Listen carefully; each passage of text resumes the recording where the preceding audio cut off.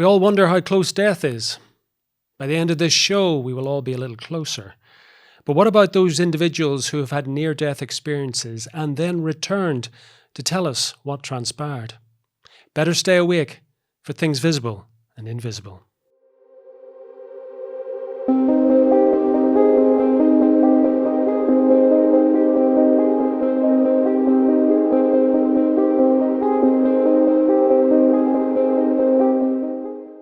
Shaun, the last time we spoke, you talked a lot about the sort of commonality in terms of experience that NDE brought about in people who died, came back to life, talked to you about their experiences. Absolutely fascinating.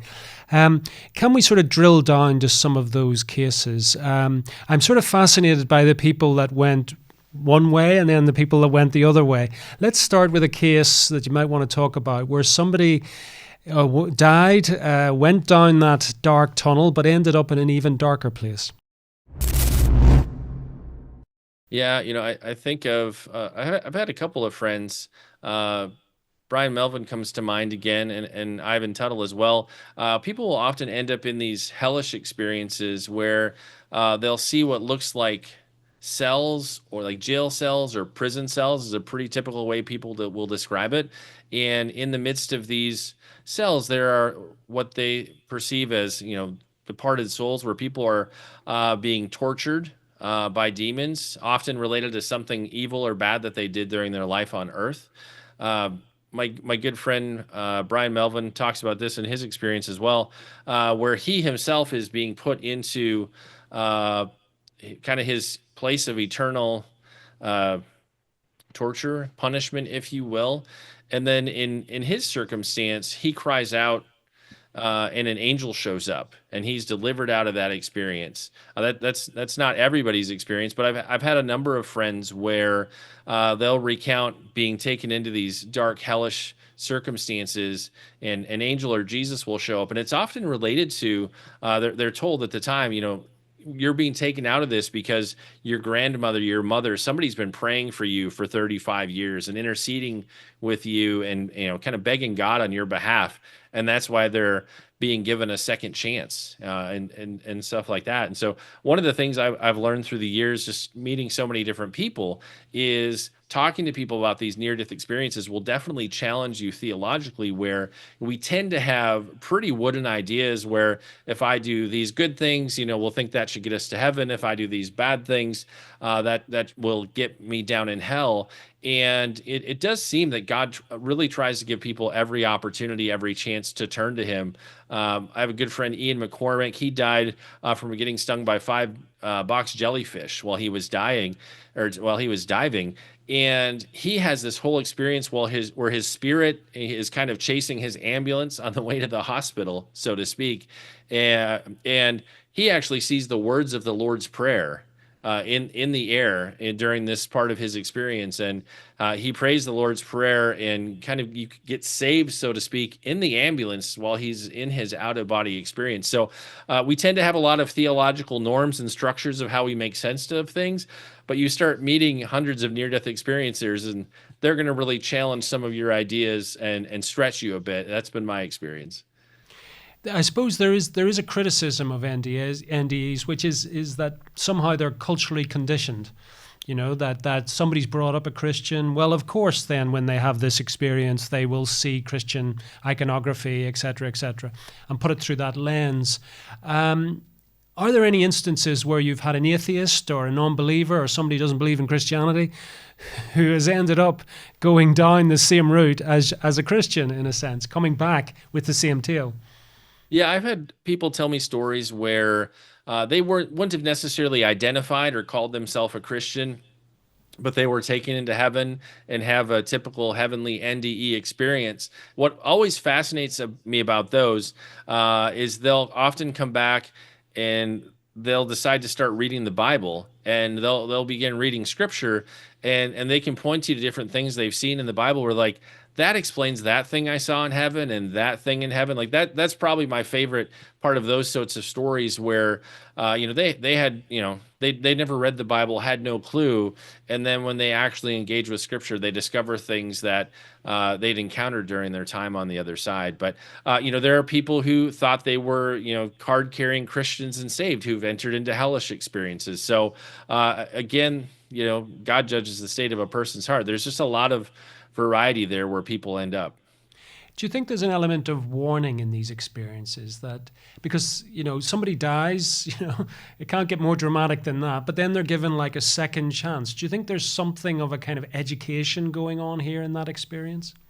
Yeah, a lot of times people will have what's called a life review, where they will see the things that they've done during their life. What's fascinating about those, let's say if I had wronged you at some point and really, I punched you or I hurt your feelings during my life review, I would be able to see how I hurt you, like feel your feelings, feel your perspective on things. The life review really seems to dramatically impact and shift people. And when people come back, often from a heavenly experience, they will be very evangelistic, wanting to tell you about the Jesus that they encountered. They'll be very loving and empathetic, even if they weren't before. Like their personalities will dramatically shift. People coming back from hellish experiences will be very firm about, I need to get my life right. I need to get things in order. In fact, let me tell you my story. You need to get things right, get your life in order. So there, I think, both, either kind of experience, people will come back with kind of a cautionary tale about, hey, it's time to get right with God. It's time to get your life in order. And to be fair, whether it's these experiences that lead more on the Christian side of the conversation, or for folks who, their experience is a little more new agey, or even those ball of light NDEs, I found those folks on that side of the conversation to be just as evangelistic for their experience, their story, although they're not necessarily trying to point people towards Jesus. Shaun, you better just, for anybody who hasn't watched the first episode we did together, you better just explain a little bit about those balls of light, which are a little bit disturbing.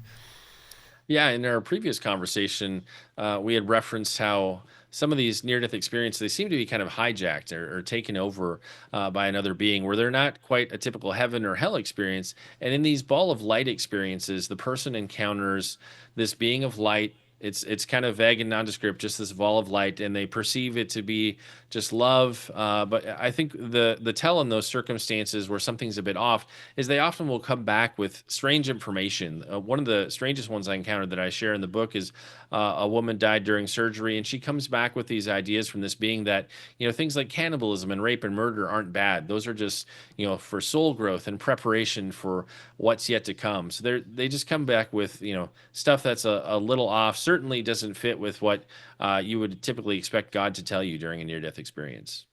Regardless of whether the experience is a positive one or a negative one, would you say that they're all life-changing? I mean, when people come back, they're not the same person, right? Yeah, people are definitely transformed. Dr. Jeffrey Long, in his research around near-death experiences, and he's surveyed some 3,000 to 4,000 experiencers, he says it takes about 7 years for somebody to just come to terms with what they experienced overall. And people will, some of them will change careers. They're not interested in money or this or that, the things they were before. Some people sadly even end up being divorced because their personality has shifted. They've been impacted so greatly by what they experience in their NDE. And for the folks who have a hellish, or we also call those like distressing or disturbing near-death experiences, those folks will sometimes have PTSD from what they encountered, to the point where they might seek additional counseling and therapy to deal with kind of the horrors of what they saw. So, heaven experience, hell experience, people are definitely impacted and forever changed on the other side of those journeys. No, I think we better put a health warning on this, because what you're talking about, Shaun, is nothing to do with sort of necromancy or contacting the dead or all the sort of dark arts of the ancient times. I mean, do you just want to make a kind of a clarification around that? Yeah, I mean, the people that I've talked to are people who have most of them clinically died and entered into one of these experiences.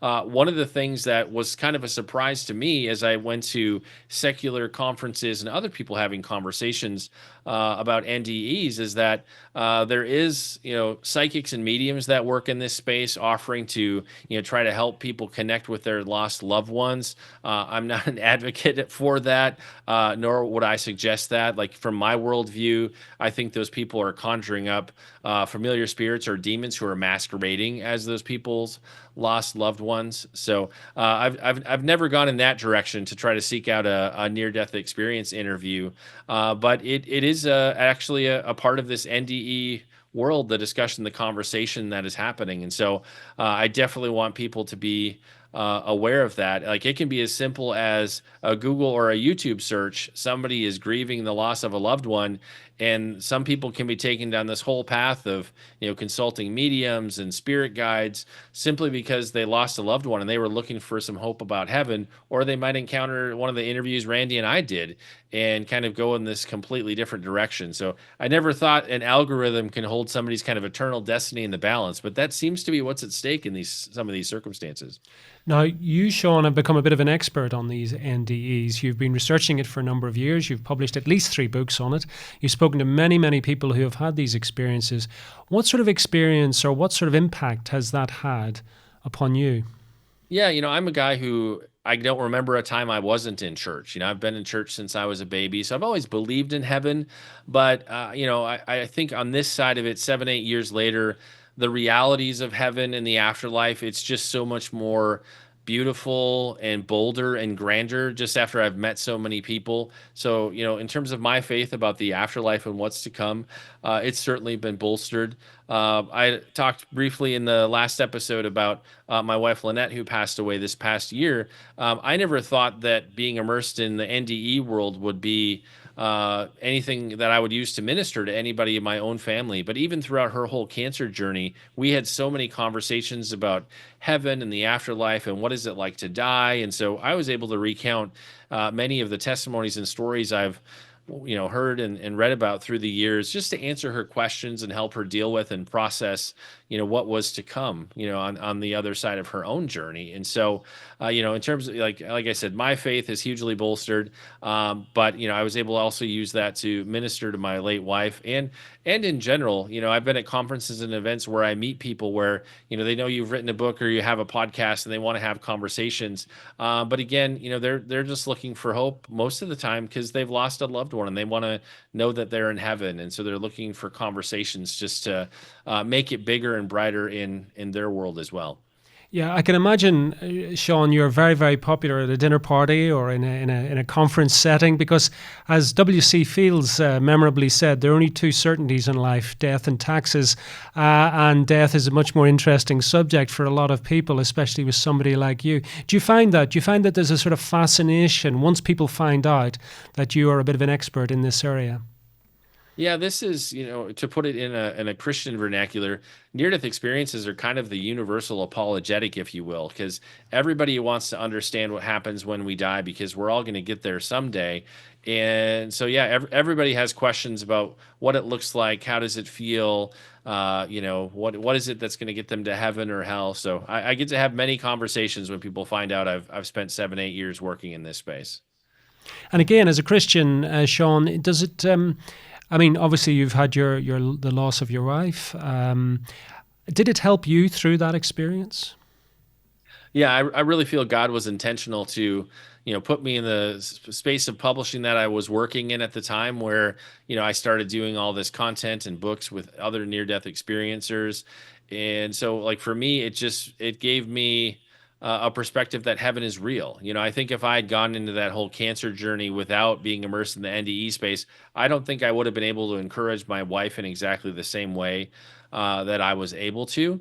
And yeah, I think it's just my faith in where I'm going when I cross to the other side and where other people are going is just, off the charts compared to where it maybe would have been 8 or 9 years ago. And so, God has used it to dramatically shift and impact me.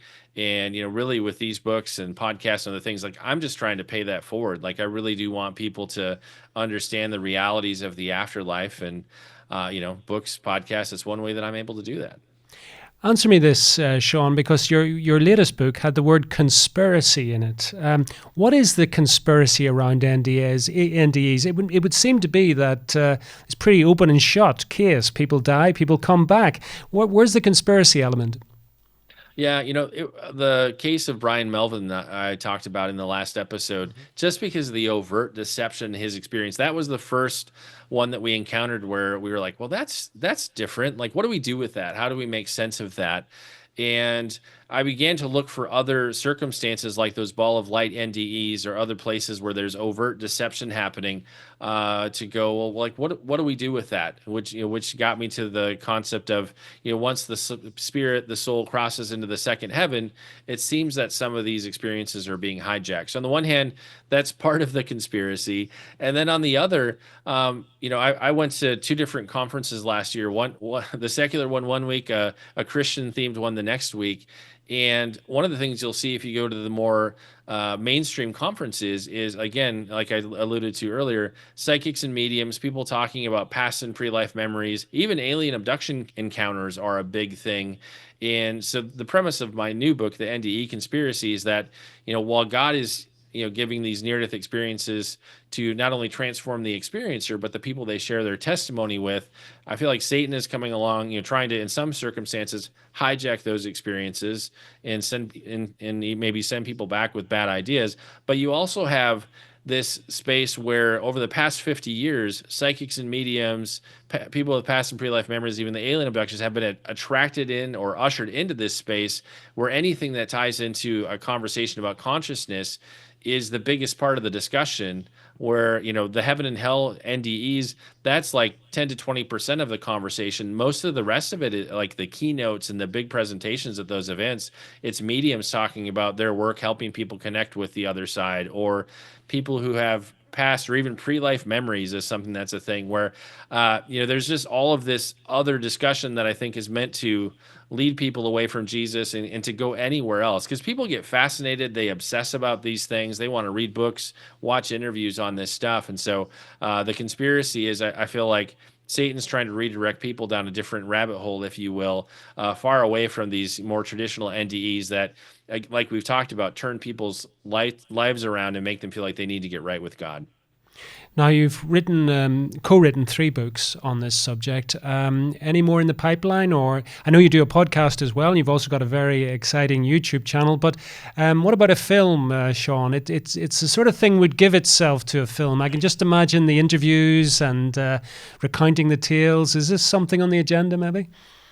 It actually will be. Today is actually the release day here in the States for the NDE Conspiracy. So glad it's finally out there. But yeah, we're in talks for kind of a documentary style film to really recount these stories in a whole new way. Not everybody's going to read a book. Some people would rather watch a long form film. And so, it will probably be like not unlike some of the interviews that we've done where we'll work with lots of experiencers. But Randy has already started that through his ministry and is a ways into that.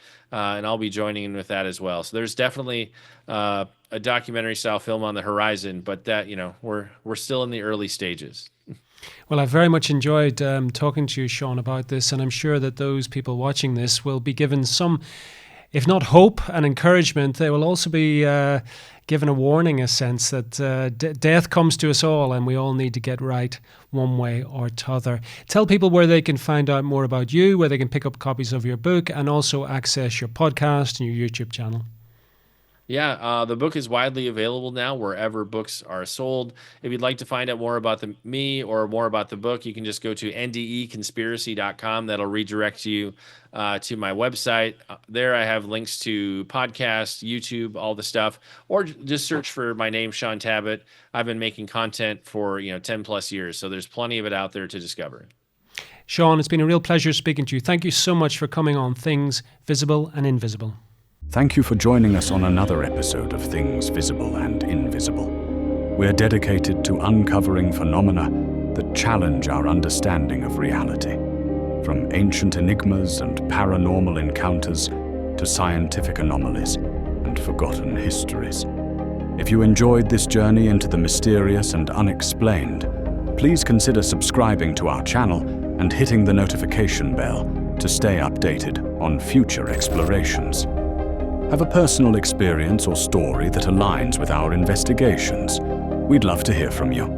Visit our website at tvi.show and reach out through our contact form. While we can't feature every submission, we review them all, and your story might be featured in an upcoming episode. To support our continued investigations, please consider becoming a Patreon supporter or channel member. Your contributions make these explorations possible and give you access to exclusive content, early releases, and monthly behind-the-scenes discussions with our team. Don't forget to check out our merch store. We've got everything from TVI-branded t-shirts and hoodies to stickers and coffee mugs, perfect for showing your support while keeping the mysteries close. Thank you for watching, and we'll see you next time as we continue to explore the things visible and invisible.